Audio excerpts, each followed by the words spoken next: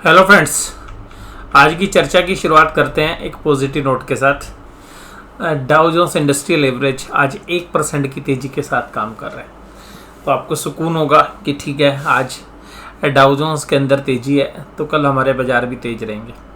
लेकिन मेरा मानना थोड़ा सा डिफरेंट है और हमारे बाज़ार में अभी भी डाउ जोन्स की तेज़ी के बावजूद भी थोड़ा सा मुझे पोज लग रहा है या थोड़ा सा एक रेंज बाउंड लग रहा है। मैं बताऊंगा क्यों। और पिछले हफ्ते जब डाउ जोन्स इंडस्ट्रियल एवरेज चला था तो बैंक निफ्टी 1000 पॉइंट चला था। तो आप में से बहुत सारे व्यूअर सोच रहे होंगे कि भाई अब आज फिर डाउ जोन्स चला है तो फिर वहाँ जो है हमारे बाज़ार ऐसे ही चलेंगे। मुझे ऐसा लगता है कि डाउ जोन्स इंडस्ट्रियल एवरेज बहुत ज़बरदस्त तरीके से ना ओवरसोल्ड टेरिटरी में था। तो ये एक जो पुल बैक है ये ओनली एक रिलीफ रैली जो है हम इसको मान रहे हैं। और अभी भी हो सकता है कि जब बाज़ार बंद तो हो सकता है कि ये इन्हीं लेवल्स के आसपास या 29,400 के नीचे क्लोज हो, क्योंकि डाउ जोन्स इंडस्ट्रियल एवरेज में जो पूरी तेज़ी है वो तकरीबन 6% अमेज़ॉन का शेयर जो है अभी ट्रेड कर रहा है ऊपर की तरफ, और उसका काफ़ी अच्छा वेट जो है डाउ जोन्स इंडस्ट्रियल एवरेज में। हालांकि industrial average Dow Jones industrial average जो है एक ऐसा इंडेक्स है जहाँ पर कि कंपनीज़ के वेटेड एवरेज को यूज़ ना करके उनकी टोटल जो है broader market value, market capitalization को यूज़ किया जाता है। तो प्राइस वेटेड जो है इंडेक्स नहीं है, बल्कि ये मार्केट कैपिटलाइजेशन होता है।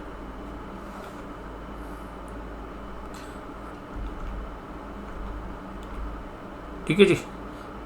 और हमारे यहाँ पे जो बाज़ार हैं वो किस तरीके से काम करते हैं, इंडेक्स कैसे काम करता है, उससे थोड़ा सा डिफरेंट इनका व्यू रहता है। और हमारे यहाँ पे जो इंडेक्स होते हैं हर एक इंडेक्स की एक जो है वेटेज होती है और उसी वेट के हिसाब से मार्केट कैपिटलाइजेशन के साथ एडजस्ट होते हैं। जबकि यहाँ पर बेसिकली वेट ना यूज़ करके मार्केट कैपिटलाइजेशन को ज़्यादा यूज़ किया जाता है। तो उस तरीके में अभी हम नहीं घुस रहे हैं, लेकिन आज की जो चर्चा है वो हम इस बात पर करना चाहेंगे कि निफ्टी बैंक आज लास्ट में क्या कर गया। बताऊंगा क्यों कर गया, लेकिन इससे पहले हमने कल चर्चा जो की थी वो मैंने कहा था आज के लिए रेंज बाउंड ट्रेड रहेगा, 100-200 पॉइंट ऊपर, 100-200 पॉइंट नीचे।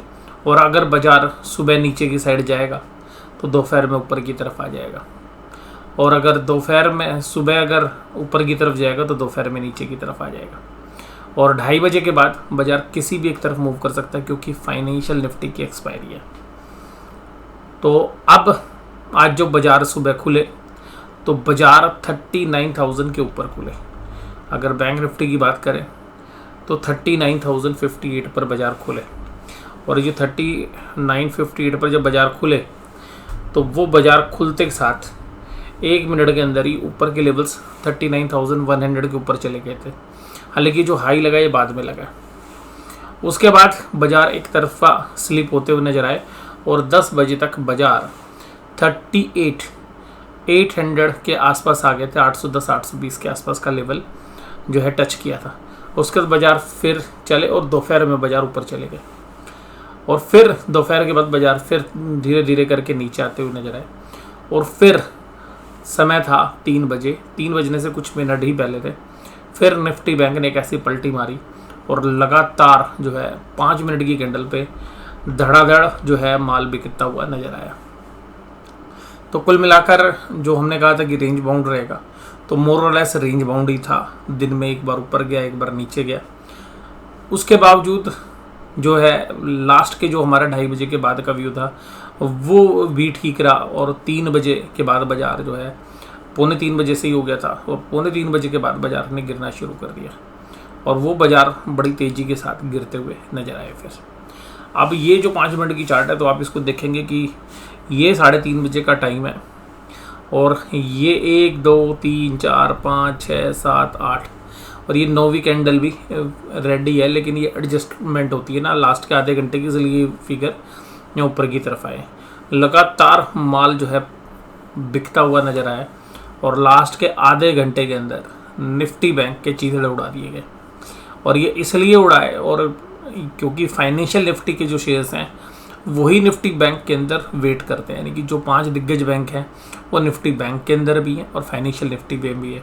इसके अलावा Bajaj finance, Bajaj Finserv, Shriram transport finance, Sundaram finance, LIC housing finance, इस तरीके की कंपनियां जो है शुमार है।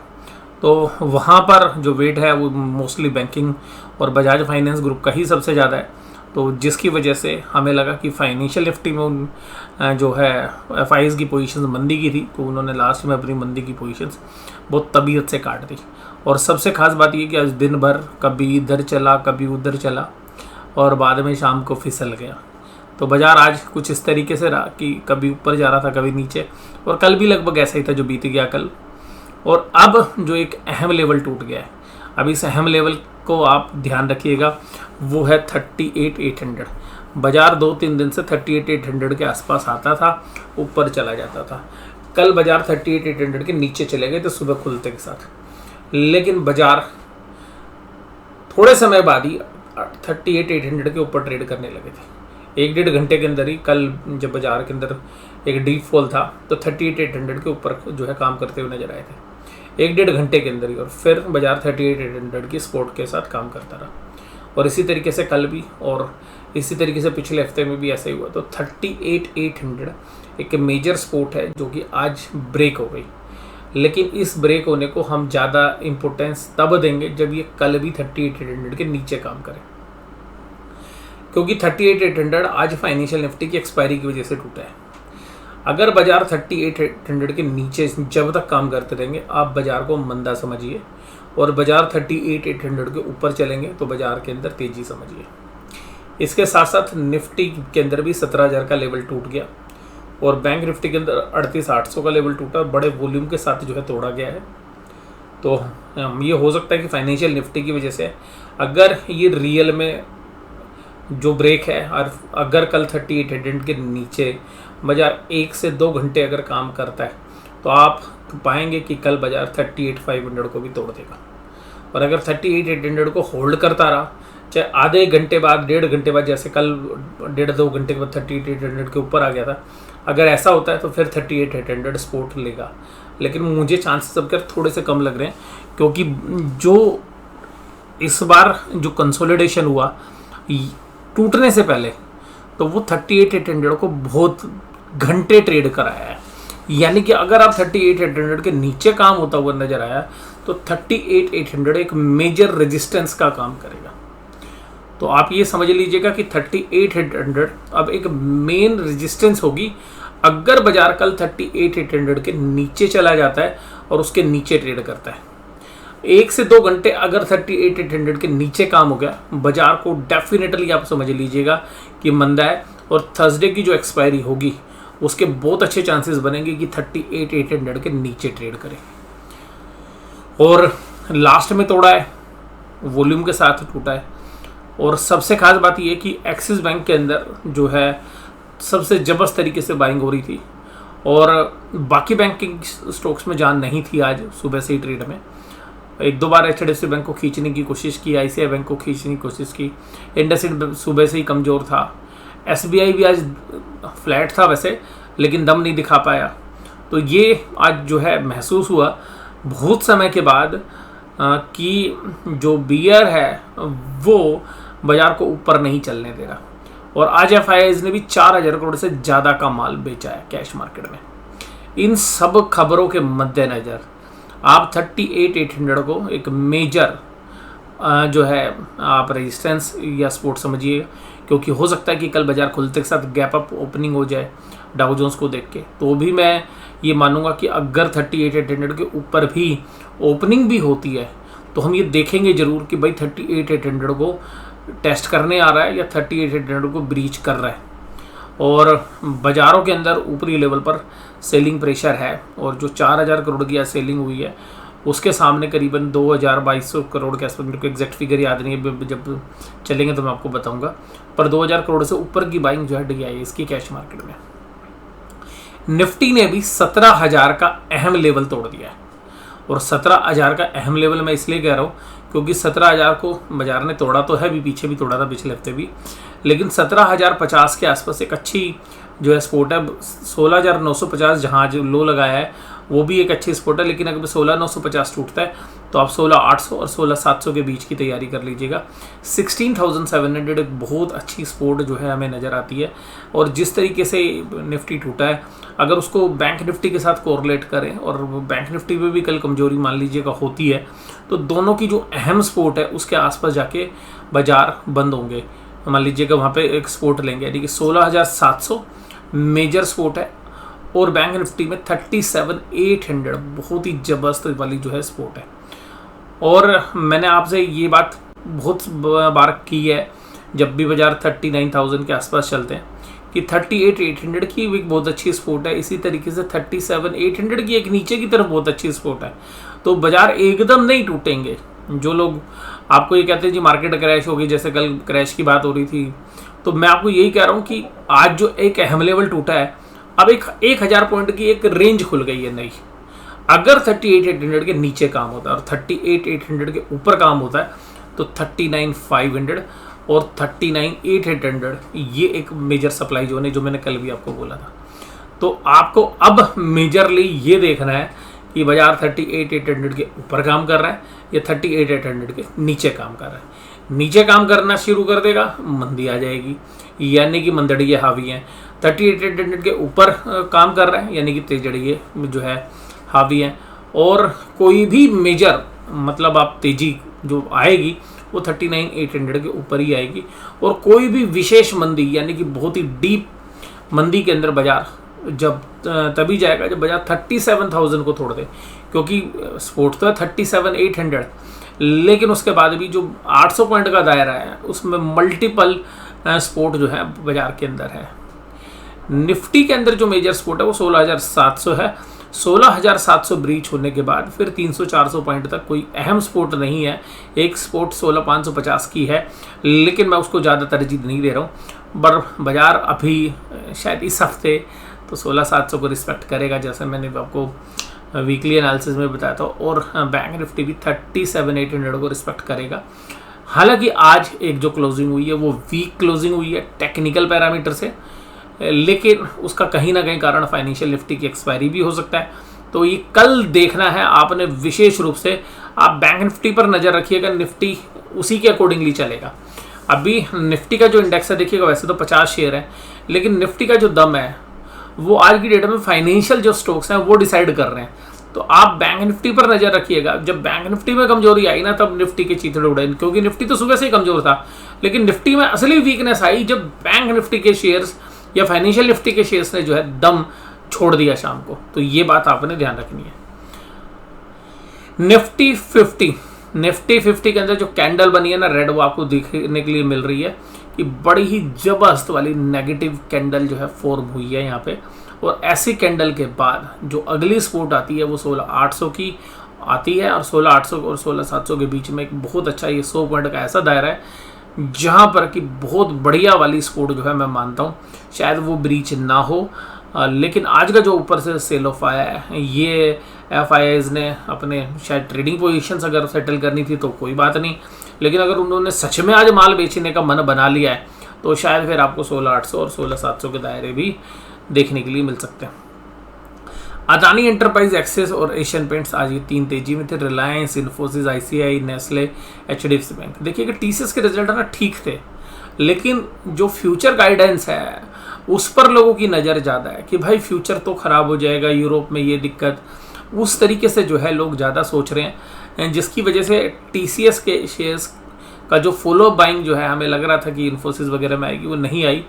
तो आज देखिएगा सारे जो दिग्गज थे, रिलायंस, इन्फोसिस, ICI, नेस्ले और HDFC बैंक, ये कमजोरी में थे और मोस्टली शेयर्स कमजोरी में थे। और 10 बजे, 10:30 बजे के बाद क्या हुआ, जब बाजार ने ऊपर से टूटना शुरू किया तो एडवांस डिक्लाइन रेशियो बिगड़ गई। तो आज ब्रॉडर मार्केट जो है ख़राब थी, और ब्रॉडर मार्केट यानी कि स्मॉल और मिड कैप में ज़्यादातर शेयर्स कमजोरी के साथ काम करेंगे। आज दम था एक्सिस बैंक के अंदर, और एक्सिस बैंक में वॉल्यूम के साथ डबल वॉल्यूम पे काम हो रहा था। लेकिन भाई साहब फाइनेंशियल निफ्टी की जो एक्सपायरी वाले जो जिन्होंने मंदी के सौदे बना रखे तो उन्होंने बख्शा नहीं एक्सिस बैंक को भी। और 791, 92, 93 बहुत अच्छा मतलब वॉल्यूम के साथ ट्रेड हो रहा था। और भाई बाद में जो उसको तोड़ा है अब 3 बजे के बाद, तो एक्सिस बैंक को भी जो है सांस नहीं लेने दी और फिर एक तरफा जो है उसमें भी सेलिंग शुरू हो गई। अदानी इंटरप्राइज और एशियन पेंट ये 3 तेज थे, बाकी 47 शेयर्स निफ्टी के कमज़ोर थे और डीवीज लैब में 5% की कमजोरी थी और फार्मा के अंदर बाकी और शेयर्स भी आज कमजोरी के साथ काम कर रहे थे। इंडसइंड बैंक 3.91 जो पिछले महीने एफएनओ ट्रेड्स की वजह से इंडसइंड बैंक में एक बहुत अच्छी वाली बाइंग आई थी, तो आज उसकी जो है हवा आज दोबारा निकालते हुए नज़र आए जो है मंदड़िए। और जेएसडब्ल्यू, आयशर मोटर और नेस्ले के अंदर भी कमजोरी थी और टाटा स्टील भी 100 रुपये पर क्लोज हुआ। निफ्टी बैंक के बारे में हम चर्चा कर चुके हैं। कैंडल देखिएगा निफ्टी बैंक की एक अंदर की साइड बनी है, कल की कैंडल के अंदर इन साइड बनी है, तो ये कैंडल वास्तव में ये बताती है कि भाई मंदड़ियों ने आज जोर लगाकर मेजर सपोर्ट को तोड़ दिया। लेकिन मैं फिर भी एक फॉलोअप देखना चाहूँगा।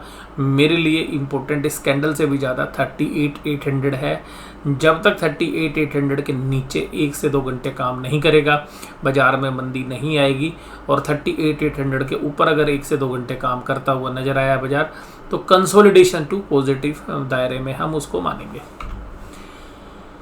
HDFC bank, ICI, Kotak, IndusInd bank और एसबीआई सब कमजोरी में थे और सेंचुरी मारी नेगेटिव वाली एचडीएफसी बैंक ने और आईसीआई बैंक ने। एक्सिस बैंक, फेडरल और एसबीआई, एक्सिस और फेडरल ये 2 कमजोर थे, बाकी तेज थे, बाकी सब कमजोर थे। आज की एफआईज की सेलिंग देखिएगा 4,616 करोड़ की है। बात ये नहीं है 4,616 करोड़ की आप सेलिंग को मत देखिए, आप थोड़ा सा इधर देखिए। सर इधर किधर बता रहे हो आप? अरे इधर देखिए, अरे इधर, अरे सर 18,000 करोड़ की बाइंग भी तो की है इन्होंने। हाँ बाइंग तो की है, इंडेक्स मैनेजमेंट तो हुई है। क्या खरीदा है और क्या बेचा है? 23,000 करोड़ बेचा है, यानी कि वॉल्यूम बढ़ गया बेचने में वॉल्यूम बढ़ गया, यानी कि माल बेचने के लिए भी इन्होंने माल खरीदा होगा और उसको खरीद कर ऊपर लाए होंगे और फिर बेचा होगा। यानी कि दिन में माल बेचा, माल नीचे गया, फिर खरीद के उसको ऊपर लाए और शाम को फिर सेल किया। तो जो नॉर्मल वॉल्यूम 5,000 का होता है वो 23,000 का है, 7,000 का था पहले, वो 9,000 का था, वो 23,000 का है। इसी तरीके से जो बाइंग की साइड है वो भी डबल है। जबकि डीआईआईज की तरफ से जो आंकड़ा है वो मोर और लेस एक जैसा है। इसमें से हो सकता है कि कुछ ब्लॉक डील की ट्रांजेक्शन्स भी हों। एफआईज ने आज इंडेक्स फ्यूचर्स के अंदर भी सेलिंग की है 1,000 करोड़ की। और कल मैं कह रहा था कि देखिए इनमें से बहुत सारी पुट भी तो खरीदी होंगी, तो आज बहुत दिनों के बाद एफआईज ने इंडेक्स ऑप्शंस बेची हैं। तो इसमें से मोस्टली वही ऑप्शंस होंगी जो उन्होंने पुट खरीद रखी होंगी फाइनेंशियल निफ्टी की, और जब बाजार को गिराने के बाद उसमें अच्छा प्रॉफिट आया होगा वो शायद हम बेचते हुए नजर आए। इसके अलावा एफआईज ने स्टॉक फ्यूचर्स भी बेचे हैं और स्टॉक फ्यूचर्स में पिछले महीने भी मंदी थी, माइनस छोड़ के गए थे, और इस महीने भी मंदी है। कैश मार्केट की भी सेलिंग है, तो ये तो पक्का है कि एफआईआईज अभी नेट सेलर हैं और ये शॉर्ट कवरिंग नहीं हो रही है क्योंकि डीआईआईज की इतनी बाइंग आ नहीं रही है। तो ये ऊपरी लेवल पर अभी भी एफआईआईज के डेटा ये कह रहे हैं कि हम बाजार को रोकेंगे, हम बाजार को नहीं चलने देंगे। डेटा पॉइंट तो ये कह रहे हैं, और डीआईआईज ने अगर माल खरीद लिया और भैया इनकी शॉर्ट कवरिंग हो गई तो बात अलग है। लेकिन अभी मेरा व्यू भी इसी तरीके का है। आज की अहम सपोर्ट जो है टूटी है, तो जिसकी वजह से हमें ऐसा लग रहा है कि जो 38,800 के आसपास इतना काम हो रहा था, पिछले 5-6 दिन खोल के देखो, आपको पता चलेगा 38,800 कितना इंपॉर्टेंट था। और 38,800 अभी भी मत देखो, आप पिछले महीने के भी चार्ट निकालो, उससे भी पता चलेगा 38,800 कितना है। और बताता हूँ आपको, जो बजट वाला जो पीरियड था, बजट वाले पीरियड से 1-2 दिन पहले 39,400 गया था, और बजट वाले दिन भी उस समय पर भी 38,800 बहुत अच्छी जो है सपोर्ट का काम कर रहा था। तो आप मल्टीपल टाइम में देखेंगे ना, 38,800 एक ऐसा लेवल था जो आज टूटा है। तो ये कल रिकवर होना चाहिए, नहीं तो फिर बैंक निफ्टी के अंदर 1,000 पॉइंट तक की भी आने वाले 5-7 दिनों के अंदर मंदी आपको देखने के लिए मिल सकती है। 38,800 एक रेजिस्टेंस का काम करेगा। पुट कॉल रेशियो में भी अभी ज़्यादा डेटा है नहीं। डाउ जोन्स का मैंने बता दिया। हालांकि ब्रेंट क्रूड से एक रिलीफ आ रहा है और ब्रेंट क्रूड जो है 2% की गिरावट के साथ काम कर रहा है। ऑप्शन चेन के डेटा आज थोड़े से बनते हुए नजर आए हैं। पुट राइटिंग नहीं थी आज, पुट अनवाइंड हो गई 17,000 में। यानी 17,000 के पुट राइटर आज बैकफुट पर आ गए, जबकि 17,100 की कॉल रेटिंग के अंदर 69,000 कॉन्टैक्ट हुए और 17,000 के कॉन्टैक्ट में भी 52,000 कॉन्टैक्ट, 17,200 के कॉन्टैक्ट में भी 96,000 कॉन्टैक्ट। ऑप्शन चेन के डेटा ये बता रहे हैं कि भाई बाजार के अंदर अब रेजिस्टेंस ज़्यादा है, ऊपर जाने की संभावना थोड़ी सी कम हो गई है। और इसके अलावा जो इन द मनी 17,100, 17,200, 17,300 यहाँ पे जबरदस्त पुट अनवाइंडिंग हुई है, तो ये भी डरे हुए लोग हैं कि भाई अब हम पुट नहीं बेचेंगे, हम तेज़ी नहीं करेंगे, हम तेज़ी में फंस गए हैं तो हमें तो निकलना होगा। तो आज वो डर के मारे निकल गए। 17,100 के अंदर भी 45,000 कॉन्टैक्ट, 17,200 में भी 43,000 कॉन्टैक्ट, 17,000 के अंदर भी 58,000 कॉन्टैक्ट। तो आप ये समझ सकते हैं कि कितने पुट राइटर्स आज अनवाइंड किए हैं। 1,70,000 कॉन्टैक्ट 17,000 से लेकर 17,300 के बीच में खाली पुट अनवाइंडिंग हुई है। तो ये पुट अनवाइंडिंग बता रही है कि भाई अब 17,000 एक रेजिस्टेंस का काम करेगा और 17,000 के ऊपर अभी, हालांकि ऑप्शन चेन के डेटा दोनों साइड बराबर है, तो 17,000 पे तो अभी एक नाच होएगा। और 17,000 अगर नीचे जाएगा, नीचे रहेगा, तो बाजार में मंदी 17,000 के ऊपर तेजी, जो मैंने 38,800 के लिए बोला है। इसी तरीके से बैंक निफ्टी में हालांकि ज़्यादा डेटा थे नहीं, लेकिन आज जो अनवाइंडिंग हुई है 38,800 से लेके और 39,500 तक हर जगह अनवाइंडिंग अनवाइंडिंग अनवाइंडिंग अनवाइंडिंग। और यहाँ पर तकरीबन 60,000 कॉन्टैक्ट के आसपास अनवाइंड हुए। इवन 38,500 भी अनवाइंड हो गया, 14,597। और ये छोड़िए कि अंदर तक का डर बैठ गया, अंदर तक 38,000 तक का डर बैठ गया और वहाँ पर सब जगह आपको अनवाइंडिंग जो है नज़र आ रही है। इस डेटा को, आज की क्लोजिंग को देख के तो ऐसा लगता है कि भाई कल बाजार शायद खुली 38,500 पे, लेकिन आपको डाउ जोन्स से थोड़ा सा रिलीफ मिल रहा है। मेरा जो बायस है वो यही है कि अब जो बाजार है सेल ऑन राइज ही है। बाजार में थोड़े समय के लिए कोशिश व्यू जो रखिए और रिजल्ट के हिसाब से जब पूरे रिजल्ट आएंगे, अगले हफ्ते में आएंगे, तो आपको एक व्यू देखने के लिए मिलेगा। शराब कंपनी को तो अच्छे रिजल्ट आ रहे हैं। जीएम ब्यूरीज़ का रिजल्ट था, तो जीएम ब्यूरीज़ के रिजल्ट के बाद रिजल्ट ठीक होने के बावजूद भी आज उसके शेयर्स के अंदर 4-5% की कमजोरी थी। तो आज का मंदी और तेजी शेयर्स में हम जीएम ब्यूरीज़ की बात करेंगे। दूसरे एक शेयर्स की बात करेंगे जो आज करीबन 10-11% की तेजी में था, वो था एवरेस्ट इंडस्ट्रीज़। तो वीडियो में आपको जो और जो चीज़ें हैं जो मैंने आपके नई वीडियो के अंदर शुमार करनी है वो भी इनकॉर्पोरेट कर दिए। आपको ये एनालिसिस कैसा लगा जरूर से जरूर मुझे बताइए। वीडियो देखने के लिए धन्यवाद। Thank you very much.